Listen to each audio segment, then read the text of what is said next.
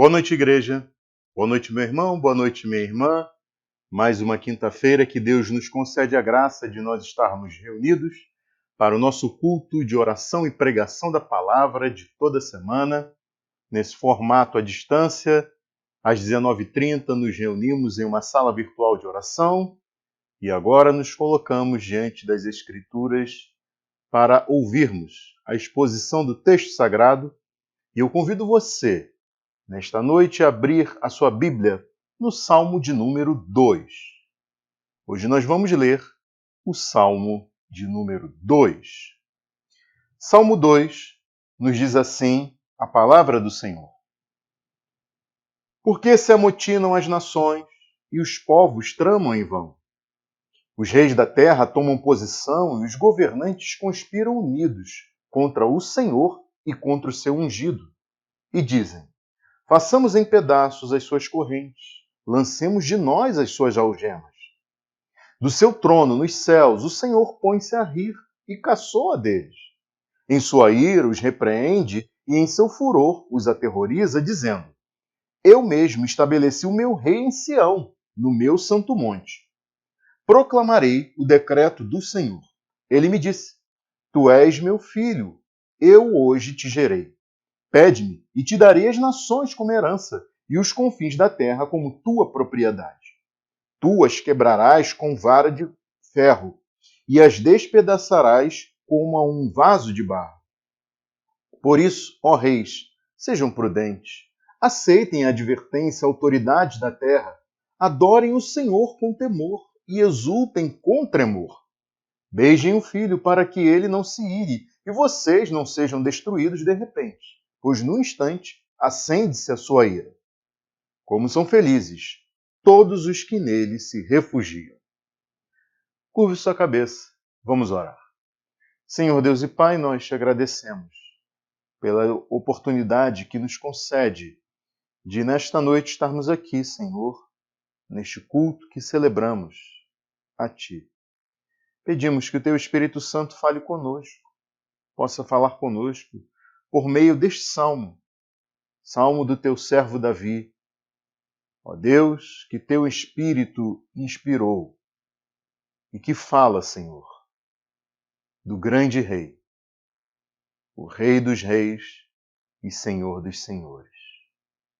Que possamos, ó Pai, ser fortalecidos na nossa fé, na nossa confiança em Ti.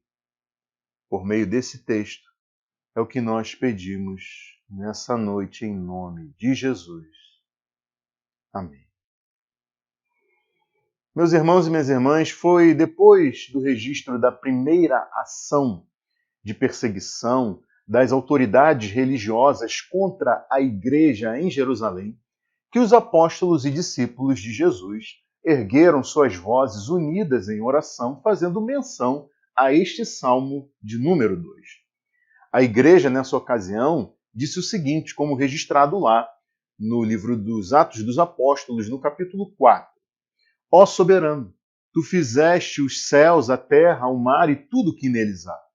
Tu falaste pelo Espírito Santo por boca do teu servo, nosso pai Davi. Por que se enfurecem as nações e os povos conspiram em vão? Os reis da terra se levantam, os governantes se reúnem contra o Senhor e contra o seu ungido. De fato, Herodes e Pôncio Pilatos reuniram-se com os gentios e com o povo de Israel nesta cidade para conspirar contra o teu santo servo Jesus, a quem ungiste. E daí a gente percebe que os apóstolos e os discípulos na igreja, então, identificaram a Davi como o escritor deste Salmo de número 2. A igreja reconheceu que o Espírito Santo inspirou o rei Davi para compor este salmo. Davi, ele escreveu sobre si, sobre as suas lutas e sobre os seus enfrentamentos como rei de Israel, na ocasião em que ele compôs este salmo. Porém, o Espírito Santo tinha em vista falar além da realidade vivenciada, vivida ali por Davi. O Espírito Santo falou sobre Cristo neste salmo. Nós vemos no versículo 2 o seguinte, veja aí comigo novamente. Os reis da terra tomam posição e os governantes conspiram unidos contra o Senhor e contra o seu ungido. Davi narra uma conspiração internacional envolvendo as nações e os povos liderados pelos seus reis e pelos seus governantes contra Deus e contra o seu ungido. A palavra que foi traduzida em nossas Bíblias como ungido, ela é a utilizada para identificar o sumo sacerdote e também o rei de Israel lá no Antigo Testamento. E neste caso, Davi ele está fazendo menção à sua posição como rei de Israel. Ele, em primeira vista, se identifica como esse ungido do Senhor. Daí, por mais que Davi tenha enfrentado nações ao redor de Israel, os termos que fazem referência a uma conspiração global de nações e povos têm um alcance muito além daqueles limites do reinado de Davi de então. E daí, considerando que a palavra ungido também é utilizada para identificar o Messias, que é o termo em hebraico, ou o Cristo, que é o termo no grego, junto com essa intenção do Espírito Santo de apontar para o Messias, apontar para o Cristo, para o ungido do Senhor prometido nas Escrituras, então há quem proponha que a gente leia os versículos 1 a 3 da seguinte forma: Por que se amotinam as nações e os povos tramam em vão? Os reis da terra tomam posição e os governantes conspiram unidos contra o Senhor e contra o seu Cristo. Contra o Senhor e contra o seu Cristo. Na mensagem de hoje, nós veremos que o Senhor, ele chama as nações ao arrependimento e à rendição a Cristo. E nós veremos isso observando primeiro o motim das nações contra o Senhor e o seu ungido, nos versículos 1 a 3. Em seguida, nós veremos o decreto do Senhor contra as nações e a exaltação do seu ungido, nos versículos 4 a 9. E, por fim, o chamado do Senhor para a rendição das nações diante do seu ungido, nos versículos 10 a 12. E vejam vocês que, considerando essa intenção do Espírito Santo, nós poderíamos muito bem dizer que, na mensagem de hoje, nós veremos que o Senhor chama as nações ao arrependimento e à rendição a Cristo. E faremos isso observando o motim das nações contra o Senhor e Cristo, nos versículos 1 a 3. Depois, o decreto do Senhor contra as nações e a exaltação de Cristo, nos versículos 4 a 9. E, por fim, o chamado do Senhor para a rendição das nações diante de Cristo, nos versículos 10 a 12. Vamos então a esse motim das nações que é descrito aqui nos versículos 1 a 3. Certa vez eu ouvi a história de um rei que tinha como opositor ao seu governo um rebelde que juntava muitas pessoas em torno das suas mentiras para que essas pessoas, junto com ele, se revoltassem contra esse rei. Inegavelmente, ele era um bom rei. Era um homem digno, honrado, protetor do seu povo, um governante que zelava pelo bem da sua nação, até mesmo com sacrifício pessoal. Mas esse rebelde trazia muitos transtornos para os súditos fiéis a esse rei. Os insurgentes saqueavam as propriedades, incendiavam as casas e matavam as famílias dos súditos que se rendiam a esse rei. Até que o líder e os insurgentes foram todos presos. O rei foi então ao encontro desse líder rebelde na prisão e fez a ele a seguinte proposta: Eu perdoarei todos os seus crimes se você se arrepender deles e se submeter ao meu governo, me reconhecendo como seu rei. O líder rebelde estava acorrentado, de pé, diante do rei. Depois de ouvir a proposta, ele cuspiu no rosto do rei e disse: Eu nunca me renderei diante de você. Prefiro ser rei na prisão, junto com aqueles que promoveram a insurreição, do que reconhecer e me submeter à sua autoridade. Vejam que, naquilo que diz respeito ao ungido do Senhor, o Cristo, neste Salmo de número 2. Os reis e governantes das nações e dos povos da terra se comportam como esse líder rebelde e seus insurgentes. Enquanto que o chamado à submissão, à autoridade de Jesus, como cordas e laços de amor para quem crê e reconhece a Cristo como o Senhor. Para o descrente é como se fossem pesadas correntes e algemas de chumbo. Os descrentes preferem oferecer seus corpos ao pecado como instrumentos de injustiça do que oferecer seus corpos a Deus como instrumentos de justiça. Preferem viver escravizados pelo pecado, satisfazendo seus desejos e vontades a dedicarem as suas vidas de coração, alma, entendimento e força em amor a Deus. Vejam que para o crente, a quebra das correntes ao pecado é verdadeira liberdade, enquanto que para o descrente, a escravidão espiritual ao pecado é uma ilusória sensação de liberdade. Para essas pessoas, o reino de Deus é desprezível e reconhecer a Cristo como Salvador e Senhor é para elas mais desonroso do que a pior desgraça que poderia cair sobre as suas cabeças. E quando essas pessoas elas guerreiam contra a igreja e desafiam a verdade apresentada no Evangelho, elas estão se amotinando e conspirando contra o Senhor e contra Cristo. Bom, mas como Deus reage a isso? Neste salmo nós vemos aqui, nos versículos 4 a 9, o decreto do Senhor contra as nações e a exaltação de Cristo. Davi, ele deixa de olhar para a revolta dos povos e das nações, liderados por seus reis e governantes na terra, e volta os seus olhos para os céus. E é de lá que o Senhor, em seu trono, olha para a terra e tem duas visões. Uma do ridículo promovido pelos povos e nações em rebelião, e a outra da grandeza do seu ungido como rei. É o que nos mostra esses versículos 4 a 6. Veja aí comigo. Do seu trono nos céus, o Senhor põe-se a rir e caçoa deles. Em sua ira, os rebeldes, os repreende, e em seu furor os aterroriza, dizendo: Eu mesmo estabeleci o meu rei em Sião, no meu santo monte. A imagem trazida por Davi aqui, ela me fez lembrar aquela investida feita lá na construção da Torre de Babel. Em Gênesis 11 está registrado um ato arrogante das pessoas de construírem uma cidade e erguerem uma torre que fosse capaz de alcançar os céus. O propósito dessas pessoas era engrandecer a si mesmas com tal realização.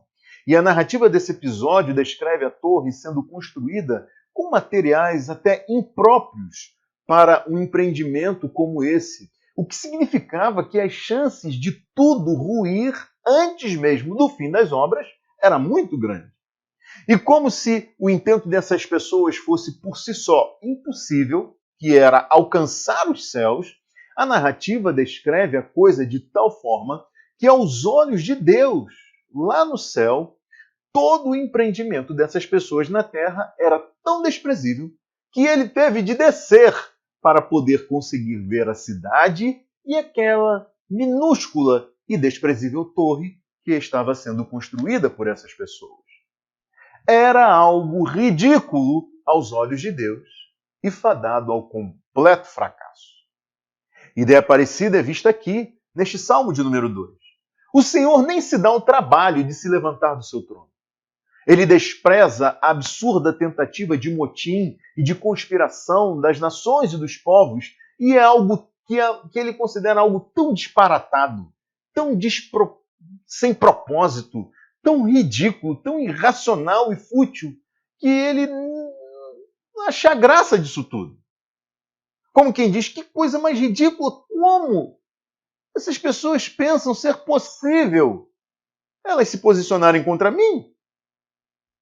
E daí, meus irmãos e minhas irmãs, a gente pode aprender aqui que os reis e os governantes das nações e povos, eles podem se envaidecer o quanto quiserem das suas realizações, podem se orgulhar do que pensam ser capazes de realizar, podem se exaltar o quanto quiserem pelo poder que julgam ter, eles jamais alcançarão os céus.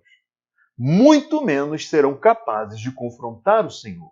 O trono do Senhor é inabalável. Ele permanece para sempre. E em seguida nós vemos que o Senhor, ele exalta o seu ungido, confirmando o seu reinado e o seu trono de santidade.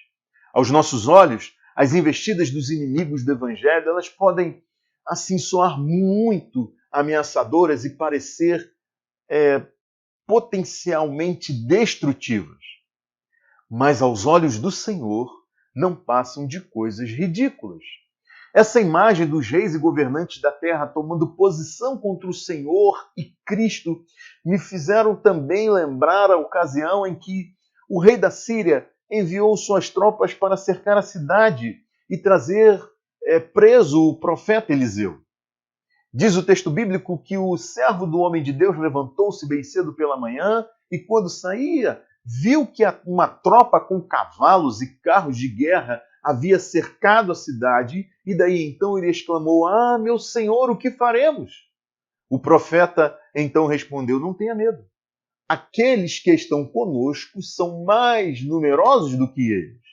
Foi quando o assistente do profeta olhou e viu as colinas cheias de cavalos e carros de fogo ao redor de Eliseu, conforme registrado no segundo livro dos Reis, no capítulo 6. Vejam que eu também me lembrei do episódio em que os guardas do templo, enviados pelas autoridades religiosas, foram ao encontro de Jesus para o prender.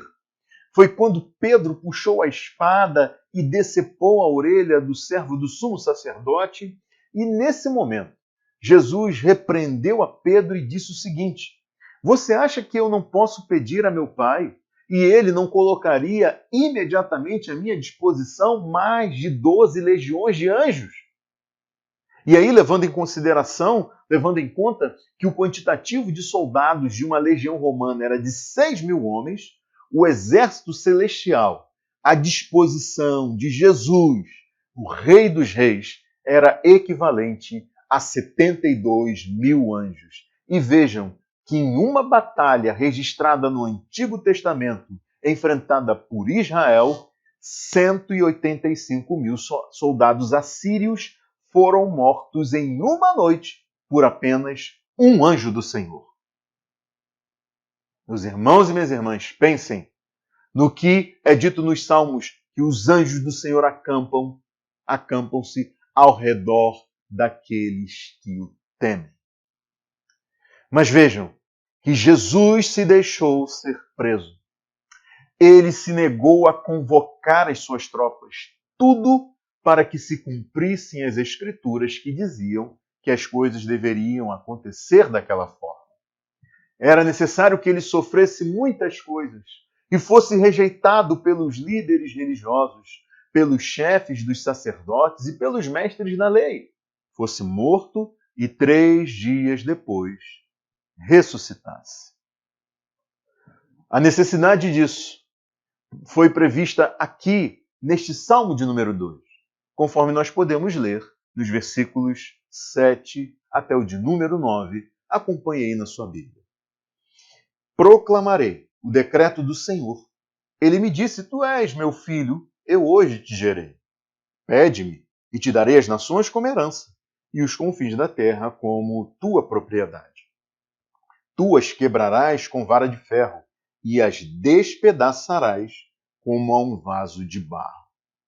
Nós precisamos considerar que, ao escrever este salmo, Davi tinha em vista, em primeiro plano, o reinado dele, o reinado de Davi. E dessa forma, no dia da sua entronização, o rei Davi, como os demais reis, eles eram constituídos e identificados como filhos de Deus. O rei, na sua entronização, nesta celebração, ele era constituído e identificado como Filho de Deus. O ato da entronização do rei era uma espécie de celebração, de declaração pública e do reconhecimento pelos súditos desse rei, como Filho de Deus. E a mesma ideia é aplicada aqui nesse texto, Davi falando sobre si, mas também aplicada no Novo Testamento a Jesus Cristo. Em Atos 13, versículo 33, o apóstolo Paulo relaciona esse versículo 7 aqui do Salmo 22 com a ressurreição de Jesus. Em Hebreus 1:5, esse versículo 7 aqui do Salmo 2, ele é aplicado a Jesus ao tratar da superioridade dele em relação aos anjos, em um contexto que fala da grandeza, da autoridade, do reinado de Jesus. Já em Hebreus 5:5, esse versículo 7 aqui do Salmo 2 é aplicado novamente a Jesus ao falar do sacerdócio superior dele em relação ao sacerdócio que oferecia sacrifícios lá no templo em Jerusalém. Então vejam que os escritores do Novo Testamento, eles aplicam esse versículo 7 aqui do Salmo 2 a Jesus no sentido de que ele é rei superior a quaisquer outros reis e que ele é sumo sacerdote com um ofício superior a quaisquer outros sumos sacerdotes vindos depois e antes dele. Esses dois ofícios, eles estão relacionados com o sofrimento, com a morte e a ressurreição de Jesus. São os dois ofícios mediadores entre Deus e o seu povo. E ainda que na sua natureza divina o Cristo seja criador do universo e superior aos anjos, foi ao assumir a sua natureza humana na encarnação e depois de morrer, ser sepultado e ressuscitar, que Jesus foi entronizado e nomeado sumo sacerdote. De fato, tudo o que estava escrito nas Escrituras a respeito dele se cumpriu na sua ressurreição e na sua ascensão aos céus. O sacrifício da própria vida foi o que marcou de forma superior o seu ofício sumo sacerdotal e depois de ressuscitado de entre os mortos, Jesus ascendeu aos céus e ele então é descrito como aquele que está assentado em seu trono celestial. Vejam que em Romanos 1:4 está registrado que, mediante o Espírito de Santidade, ele foi declarado Filho de Deus com poder e pela sua ressurreição dentre os mortos, Jesus Cristo, nosso Senhor. Então, a ressurreição de Jesus Cristo foi um ato confirmatório dos seus ofícios mediadores entre Deus e os homens. Ofício de sumo sacerdote e ofício de rei, muito superiores àqueles um dia exercidos pelos homens, exercido, por exemplo, pelo rei Davi. Jesus é rei, infinitamente superior ao rei Davi. E é dito de forma profética aqui no versículo 9 que ele reinará com uma vara de ferro que ele quebrará e despedaçará as nações e povos rebeldes como a um vaso de barro que é golpeado por este cetro de ferro. Só que hoje, em vários lugares, em diversas circunstâncias, parece ser tudo ao contrário. Quando nós ouvimos notícias da igreja perseguida em certas regiões do mundo, quando sabemos de crentes sendo despedaçados pelos inimigos da cruz de Cristo, quando os opositores do evangelho em posições de poder nas nações, eles desferem golpes como que se valendo de martelos de ferro, é a igreja quem parece ser frágil como um vaso de barro. Só que nossos irmãos e irmãs, lá nessas localidades, os pastores que lá estão, os missionários, as missionárias, pessoas que lá militam pela fé dada aos crentes, tanto quanto nós aqui que não padecemos essas adversidades tão grandes assim, todos nós, toda a igreja militante neste mundo deve saber que Cristo executa seus juízos dia após dia, como demonstrações daquilo que ainda virá. e que algo terrível está reservado para todos e todas as nações, para reis e governantes, servos e cidadãos comuns, exércitos e soldados de quaisquer tamanhos, qualquer força de combate, isso não importa, todos devem ser advertidos hoje para que não permaneçam obstinados em seus corações, mas se arrependam e creiam. Vejam que, ao escrever recomendando que fossem feitas súplicas, orações, intercessões e ações de graças por todos os homens, pelos reis e por todos os que exercem a autoridade, o apóstolo Paulo escreveu em seguida que Deus, nosso Salvador, deseja que todos os homens sejam salvos e cheguem ao conhecimento da verdade, pois há um só Deus e um só mediador entre Deus e os homens, o homem Cristo Jesus, o qual se entregou a si mesmo como resgate por todos. Primeira carta a Timóteo, capítulo 2, versículos 1 até o de número 6. E o Salmo 2 também expressa isso, ao registrar o chamado do Senhor para a rendição das nações diante do seu ungido, nos versículos 10 até o de número 12, e eu convido você a ler esses versículos aí comigo, versículos 10 a 12, que mostram o chamado do Senhor para a rendição das nações diante do seu ungido. Por isso, ó reis, sejam prudentes, aceitem a advertência, autoridades da terra, adorem o Senhor com temor, exultem com tremor, beijem o filho para que ele não se ire, e vocês não sejam destruídos de repente, pois num instante acende-se a sua ira. Percebam que Davi ele se volta para os reis e as autoridades da terra, ou como está registrado em outras traduções para esses versículos, Davi escreve o seguinte: ele escreve aos reis e juízes da terra, aos reis e governantes da terra, aos reis da terra e líderes do mundo. Reis, juízes, governantes, líderes do mundo. Agora pense comigo. Se essas pessoas não são justamente aquelas que tendem a ser as mais orgulhosas, as mais resistentes às advertências, as mais soberbas, as mais arrogantes, as mais vaidosas. Pessoas que se acham donas de si mesmas. Certamente, essas são pessoas poderosas em uma sociedade. E daí, o que se espera de gente assim? Mas o meu objetivo é destacar que se o Espírito Santo inspirou o salmista para escrever a gente deste calibre, o que ele não queria dizer a gente comum, como eu e talvez como você.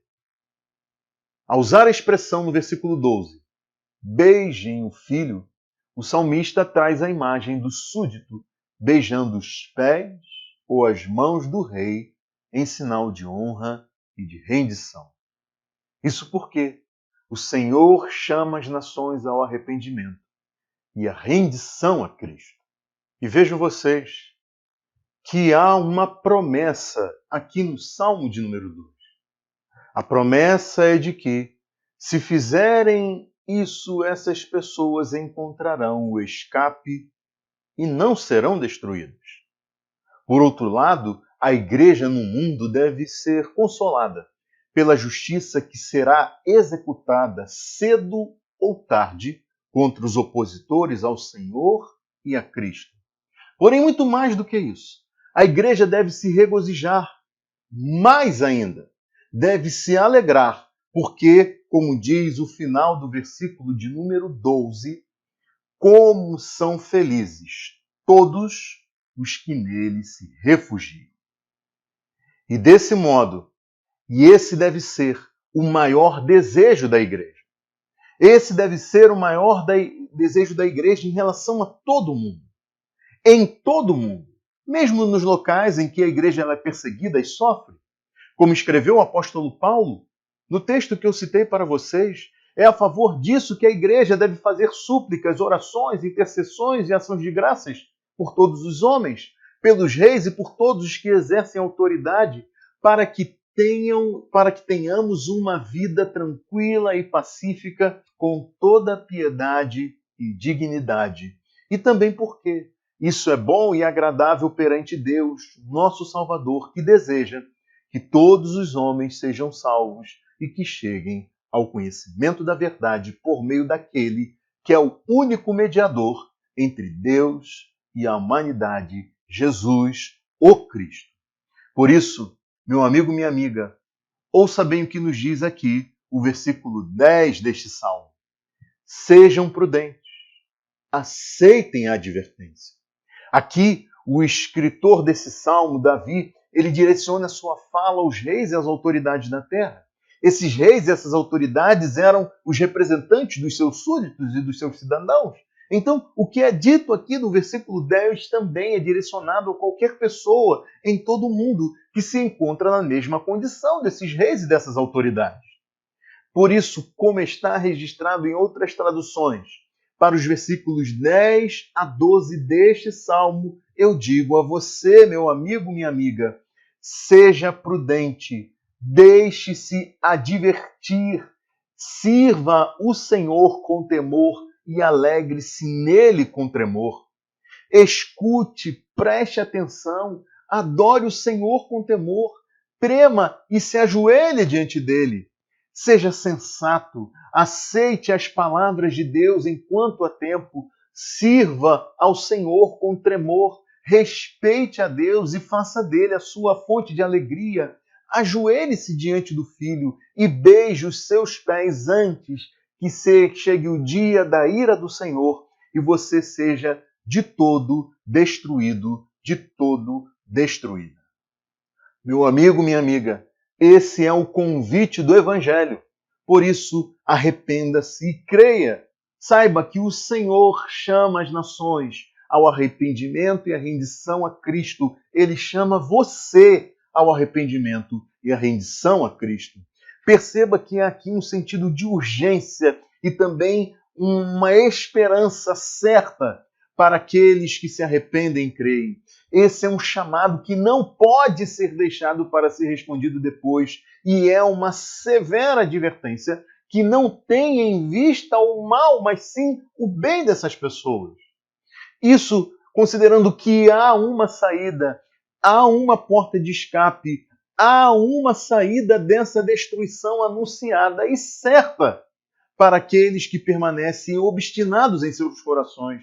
O salmista ele adverte a reis, governantes, juízes, líderes do mundo, pessoas que se encontram em altíssima posição, pessoas que são chamadas a se prostrarem aos pés do Senhor, para que se submetam ao Rei dos Reis e Senhor dos Senhores. E essa é uma advertência para qualquer pessoa que tenha algum motivo para se gabar, seja dinheiro, fama, prestígio, poder político, militar, autoridade, influência, ciência, conhecimento, não importa.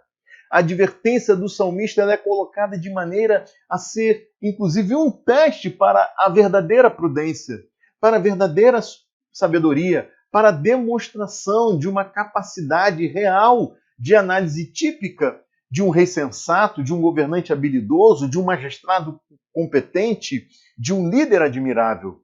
O texto diz, em outra tradução, sejam sensatos, aceitem as palavras de Deus enquanto há tempo, sirvam ao Senhor com tremor, respeitem a Deus e façam dele a sua fonte de alegria, ajoelhem-se diante do Filho e beijem os seus pés, que antes que chegue o dia da ira do Senhor e vocês sejam todos destruídos. Por isso, eu convido você a fazer comigo nessa hora assim uma espécie de exercício mental. Se você entende que a vida ela é fruto da evolução de organismos ao longo do tempo e que não há nada depois da morte, quando nós morremos será o fim da energia, fim de tudo. Então, se você estiver certo e eu estiver errado, quando a gente morrer, nós não chegaremos a lugar nenhum. Agora, meu amigo, minha amiga, e se eu estiver certo? Se o que eu estou dizendo for verdade, se você se mantiver aí e morrer nesse estado em que você está, se você se mantiver resistente ao Evangelho, descrente até o fim da sua vida, e daí então você for julgado e condenado por Deus, meu amigo, o que você tem a perder neste mundo em troca disso que você acredita ser o melhor para a sua vida, enquanto vive escravizado ao pecado, aos seus desejos e prazeres. Por isso, seja prudente. Aceite a advertência nesse salmo. Escute, preste atenção ao convite do Evangelho. Arrependa-se, creia em Cristo. Sua vida de busca e satisfação dos seus prazeres não vale a pena se no fim você experimentar sofrimento e morte eterna. Veja que o convite do escritor do Salmo é para um final feliz, para que você faça de Deus a sua verdadeira fonte de alegria. Você pode pensar que os argumentos dessa pregação são assim, coisas de gente louca ou inocente demais, para que alguém, na sua posição, com um pouco mais de sensatez, acredite nessas coisas. Você pode achar que os seus contra-argumentos são resistentes como uma rocha. Você pode pensar que está firmado sobre fundamentos rígidos como diamante, mas saiba que se você morrer nesta sua obstinação um dia, você verá que tudo isso sempre foi tão frágil. Frágil como um vaso de barro golpeado por uma vara de ferro. Jesus veio como servo sofredor, mas ele voltará como Rei dos Reis. Jesus veio como o cordeiro mudo que é levado ao matadouro, mas ele voltará como o leão. Jesus veio e foi retratado como supremo pastor, aquele que traz em sua mão o cajado com o qual ele consola as suas ovelhas. Mas na sua volta, ele é retratado como um cavaleiro, coroado, seguido pelos exércitos dos céus. Ele tem em suas mãos um cetro de ferro e a sua palavra é como a espada afiada com a qual ele fere as nações. Ele veste um manto que traz a inscrição Rei dos Reis e Senhor dos Senhores. Então eu pergunto, quando toda a humanidade se apresentar diante dele, como você será tratado? Como alguém que estará debaixo do cajado do pastor ou como alguém que estará debaixo do cetro de ferro do Rei dos Reis? Aqueles que se submetem ao cajado do pastor serão protegidos, preservados, consolados e receberão a vida eterna. Os que resistem ao Rei dos Reis e Senhor dos Senhores serão despedaçados debaixo do seu cetro. Só há duas respostas a essa pregação. Ou você se humilha em arrependimento, confissão de seus pecados e fé diante de Cristo, para que veja seu sofrimento diante de tal acusação, diante de tal condenação ser transformado em paz na sua alma, para que a sua angústia por causa dos seus pecados seja convertida em alegria plena e verdadeira por causa do perdão que você receberá de Deus. Ou você resiste ao convite do Evangelho e se mantém rebelde e incrédulo, para um dia se dobrar os seus joelhos em submissão a Cristo, mas não em razão do seu arrependimento e da sua fé, mas por se ver arrasado, por se ver arrasada pelo desespero que tomará conta da sua alma, sem que exista a possibilidade que existe hoje. Naquele futuro, sem que exista a possibilidade de rendição, sem a esperança de redenção, sem a possibilidade de perdão que existe hoje para você. Portanto, arrependa-se, creia hoje mesmo, não deixe passar esse dia. Curve sua cabeça, vamos orar. Senhor Deus e Pai, nós te agradecemos pela tua palavra, Senhor, por Jesus Cristo, nosso Rei e sumo sacerdote, daqueles que o reconheceram, aqueles que se arrependeram e creram, o receberam como Salvador das suas almas e se submeteram ao teu senhorio. Nós te agradecemos porque em ti podemos confiar, que tu és soberano, Senhor. Podemos enfrentar lutas, dificuldades, injustiças neste mundo. Mas, ó Deus, nós sabemos aonde tudo isso chegará. E podemos confiar em ti. Que mesmo a despeito das lutas, perseguições, dores e sofrimentos, um dia teremos as lágrimas enxugadas nos nossos olhos e viveremos para sempre com o Senhor. Mas, ó Deus, que nós possamos olhar para este mundo que se levanta em rebeldia, em oposição contra o Senhor. Homens e mulheres descritos por natureza como inimigos de Deus. E nós tenhamos um olhar de misericórdia para com essas pessoas, pedindo que o Senhor os alcance, as alcance. Que o Senhor nos use para que, por meio da pregação do teu Evangelho, essas pessoas se rendam aos teus pés. Deus eterno, ajuda-nos a termos coragem e disposição e o senso de urgência a fim de advertir essas pessoas do futuro que se avizinha diante delas se elas permanecerem nesse estado. Nós pedimos isso, Senhor. Tem misericórdia desse nosso país. Tem misericórdia dessa nossa sociedade, da nossa cidade, do nosso bairro, Senhor. Tem misericórdia, ó Deus. Usa a nossa igreja para que o teu nome seja glorificado. Nós oramos e pedimos isso em nome de Jesus. Amém. Deus abençoe a sua vida rica e abundantemente. Até a semana que vem, se Deus assim nos permitir.